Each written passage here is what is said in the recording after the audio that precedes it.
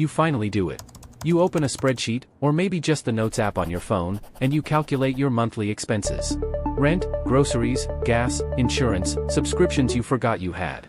And then you remember the advice everyone gives. You need 6 months of expenses saved. So you multiply that number by 6, and your stomach drops. Because suddenly your emergency fund goal isn't $2,000. It's $18,000. Maybe $24,000. Maybe more. And you're sitting there thinking, I don't even have $1,000 saved. How am I supposed to save $20,000 just to feel safe? So you close the spreadsheet. You stop thinking about it. You tell yourself you'll deal with it later, when you make more money, when things calm down, when life gets easier. But here's the problem. Life doesn't get easier. It just gets more expensive.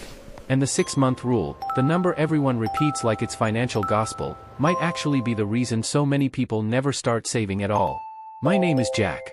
If you've ever felt like the correct emergency fund number was so big it made you give up before you even began, make sure to hit the subscribe button and give this video a thumbs up if this helps you out. Look, the 6-month rule isn't wrong. It's just incomplete. It was designed as a one-size-fits-all number, and one-size-fits-all advice rarely fits anyone well. It's like telling every single person in the world they need the same size shoes because feet are, generally speaking, feet. The rule ignores your job stability, your industry, your family situation, your monthly expenses, and most importantly, your starting point. Telling someone with $200 saved that they need $20,000 isn't motivating. It's paralyzing. And paralysis is the real enemy here, not the size of your bank account. Here's what most people don't realize. The 6-month rule wasn't built for psychology. It was built for math. Financial planners created it to answer the question, how long could someone survive if they lost their income completely? That's a fair question for someone with a mortgage, 3 kids, and a single income. But it is a terrible starting goal for someone who is just trying to stop living paycheck to paycheck. Because when the target feels impossible, most people don't save slower. They don't save at all. Let's talk about psychology for a second, because this is where the real damage happens. When you set a goal that feels unreachable, your brain does something interesting. It doesn't say, let's take small consistent steps. It says, this is pointless, so why bother? This is the same reason people don't start exercising when the goal is run a marathon, but they will absolutely go for a 20-minute walk. Big, distant goals kill momentum. Small, achievable goals build it. And an emergency fund isn't just a math problem, it's a psychology problem first. So let's fix the number. Instead of jumping straight to 6 months of expenses, there is a much smarter starting target, and it's the one number that actually changes your daily life first. That number is $1,000. Now, I can already hear some of you thinking, Jack, $1,000 sounds tiny compared to 6 months of expenses. And you're right, it is tiny compared to that. But here's the thing. $1,000 solves almost every small emergency that actually happens in real life. A flat tire. A vet bill. A broken laptop. A plane ticket for a family emergency. A dentist appointment you've been avoiding. These are not 6-figure disasters. These are the everyday punches life throws at you constantly. And right now, without savings, every single one of those punches goes straight onto a credit card, and that is where real financial damage begins.